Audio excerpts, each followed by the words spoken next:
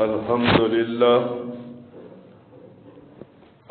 لله وكفى وسلام على عباده الذين اصطفى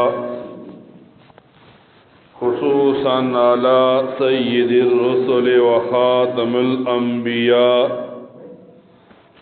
أما بعد فأعوذ بالله من الشيطان الرجيم بسم الله الرحمن الرحيم قال الله تبارك وتعالى في الكلام المجيد والفرقان الحميد وإذ أخذ ربك من بني آدم من ظهورهم وذريتهم صدق الله مولانا العظيم إن الله وملائكته يصلون على النبي يا أيها الذين آمنوا صلوا عليه وسلموا تسليما اللهم صل على محمد وعلى آل محمد كما صليت على إبراهيم وعلى آل إبراهيم إنك حميد مجيد اللهم بارك على محمد وعلى آل محمد كما باركت على إبراهيم وعلى آل إبراهيم إنك حميد مجيد قرآن کریم کی ایک آیت مبارکہ تلاوت کی۔ اس آیت مبارکہ کے اندر دنیا کے انسانوں کو بتایا جا رہا ہے کہ اللہ تعالی نے حضرت آدم علیہ السلام کو پیدا کیا، پھر ان کی پشت پر ہاتھ مارا تو آدم علیہ السلام کی اولاد نکل پڑی جن کے جسم بالکل انسان کی طرح تھے اور چہرے ان کے بڑے نورانی تھے۔ پھر بایاں ہاتھ ان کی پشت پر پھیرا گیا تو انسانوں جیسی ہی مخلوق نکلی، لیکن شکل و صورت ویسی نہیں بلکہ شکل و صورت بھی سیاہ تھی۔ جسم پر بڑے بڑے بال تھے۔ سوال کیا گیا ان دونوں مخلوقات کے بارے میں تو اللہ تعالی نے لوگوں کو بتایا فریقٌ فی الجنۃ و فریقٌ فی السعیر، ان میں سے پہلا گروہ جنتی ہے اور دوسرا گروہ جہنمی ہے۔ یعنی ایک نشانی بتا دی کہ جن کے چہرے نورانی تھے وہ جنتی ہیں اور جن کے چہرے مرجھائے ہوئے کالے سیاہ تھے وہ جہنمی ہیں۔ ایک انسان اس دنیا میں آیا تو اللہ تعالی امتحان لیتا ہے انسان سے۔ اگر انسان امتحان میں پاس ہو جاتا ہے تو اس انسان کو اللہ تعالی کامیاب انسان بتاتے ہیں، جیسے انبیاء کی بارے میں صحابہ کرام کے بارے میں جو رائے ہے کہ وہ دنیا میں کامیاب انسان گزرے ہیں۔ اور اگر انسان امتحان میں فیل ہو جاتا ہے تو اس آدمی کو دنیا میں بھی بدبخت کہا جاتا ہے، آخرت میں بھی جہنم ٹھکانہ بنایا جاتا ہے۔ اور یہ وہ آدمی ہوتا ہے جو اپنی خواہشات کے پیچھے چلتا ہے اور پیغمبروں کی لائی ہوئی دعوت کو چھوڑ دیتا ہے۔ جب انسان کو دنیا میں بھیجا گیا تو انسان کو تعلیم دی گئی کہ تو مٹی سے بنا ہے، مٹی ہی میں جائے گا، تو پھر دنیا میں تکبر کو اپنا اوڑھنا بچھونا مت بنانا، کیونکہ جب انسان مٹی والی خصوصیات چھوڑ دیتا ہے تو پھر وہ آگ والی خصوصیات لے لیتا ہے، اور شیطان کو آگ سے پیدا کیا گیا، تو اب انسان نے مٹی کی جیسی ہی صفات چھوڑی، اپنے لیے جہنم کا راستہ ہموار کر دیا۔ ایک آدمی سوال اٹھاتا ہے، کون سا آدمی ایسا ہے جسے سعادت مند کہتے ہیں؟ کون سا ایسا آدمی ہے جسے دنیا میں بدبخت کہتے ہیں؟ تو علماء نے کتابوں میں لکھا، اس آدمی کو سعادت مند کہتے ہیں جو غلطی اور گناہ کرتا ہے، پھر یہ غلطی اور گناہ کرنے کے بعد اس پر پشیمان ہوتا ہے کہ میں نے ایک غلط کام کیا، میں نے اللہ تعالیٰ کی نافرمانی کی۔ اب جب انسان کے ذہن میں یہ باتیں آنے لگیں تو وہ سمجھے کہ وہ اللہ تعالیٰ کے سامنے وہ آدمی ہے جسے سعادت مند کہتے ہیں، اور اس کے مقابلے میں دوسرا آدمی وہ ہے جو گناہ کرتا ہے لیکن اسے ندامت نہیں، اور وہ یہ نہیں سوچتا کہ اس نے اللہ تعالیٰ کی نافرمانی کی، جس اللہ نے پیدا کیا، رزق دیا، موت دے گا، قبر اور حشر میں آسانیاں پیدا کرے گا۔ تو فرمایا جو اپنی غلطی پر نادم ہوتا ہے اس انسان کو سعادت مند کہتے ہیں۔ پھر انسان کو بتایا گیا، ایک آدمی جب غلطی کرتا ہے، پھر اگر غلطی کی نشاندہی کی جائے، آپ نے یہ غلطی کی، یا وہ غلطی کرتا ہے اور خود سمجھ جاتا ہے کہ میں غلطی کرنے والا ہوں، اور پھر اس پر اپنے رب کے سامنے توبہ استغفار کرتا ہے۔ اب قرآن کریم پیغمبروں کا واقعہ بیان کرتے ہیں کہ جب پیغمبر دعا کرتا ہے ربنا ظلمنا انفسنا، کہ اے ہمارے رب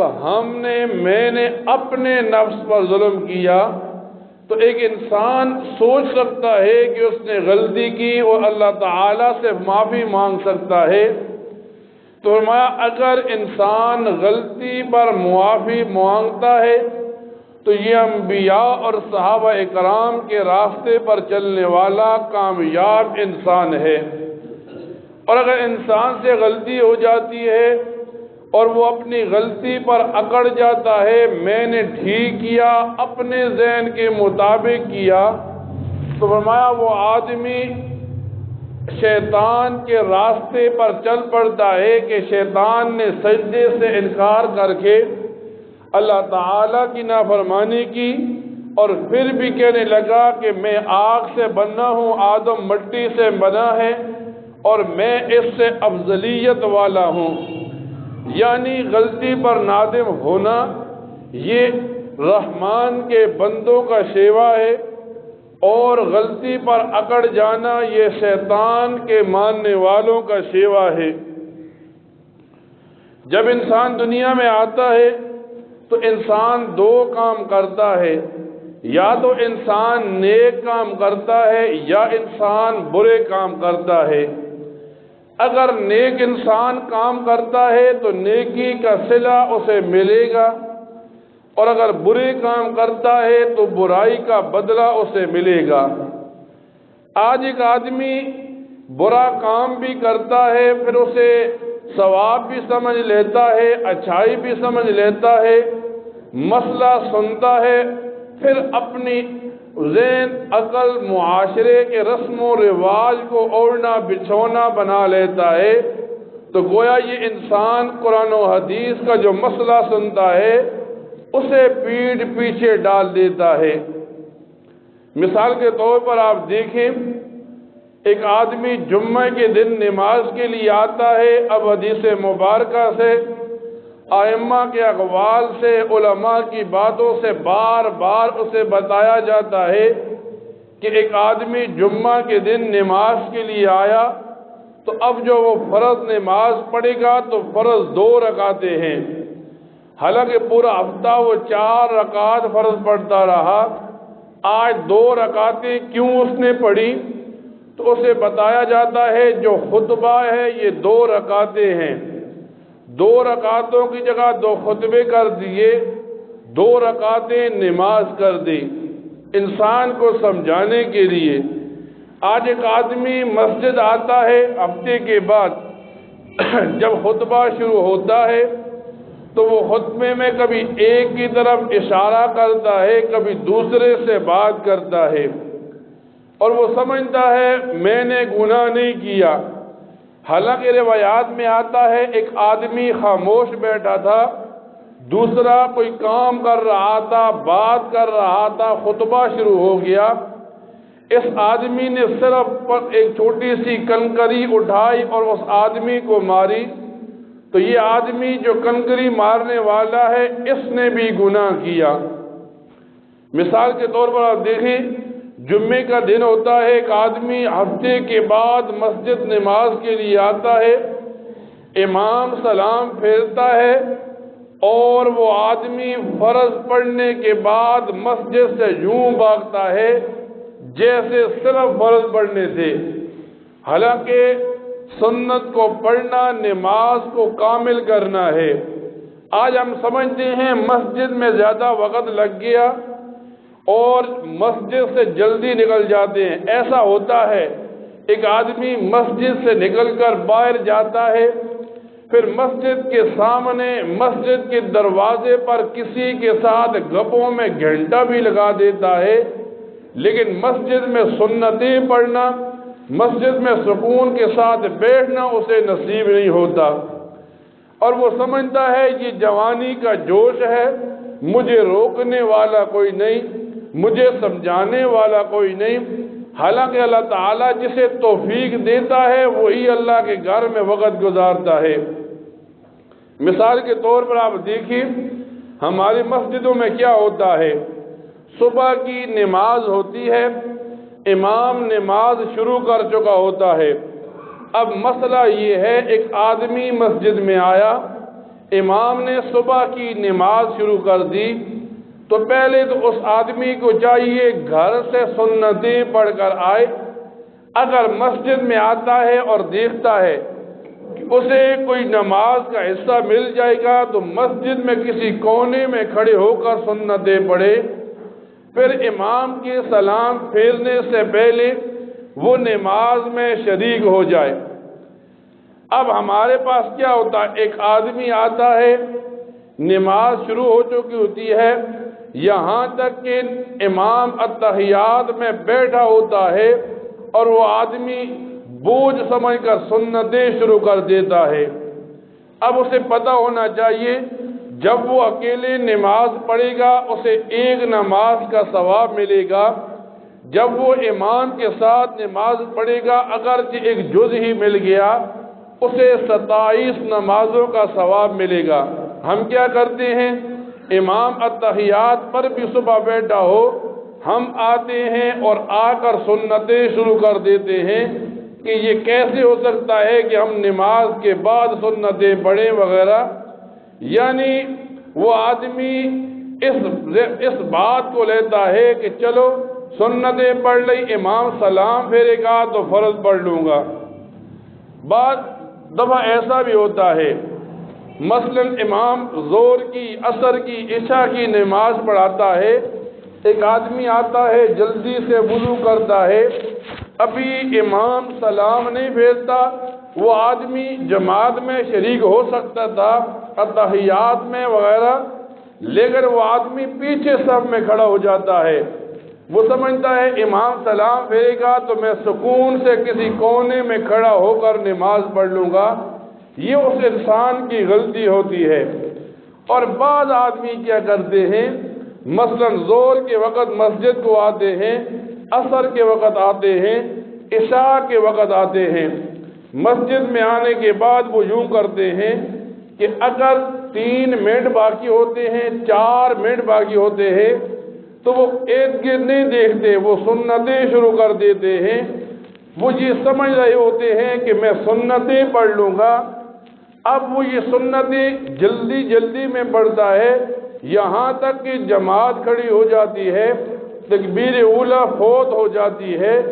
اب اسے تکبیر اولیٰ کا خوف نہیں، اسے نماز کے شروع ہونے کا ڈر نہیں، وہ اپنی سنتیں پڑھتا ہے۔ اور اگر امام مصلی پر کھڑا ہو جاتا ہے نماز پڑھانے کے لیے، تو وہ آدمی سمجھتا ہے اس امام نے میری بے قدری کی۔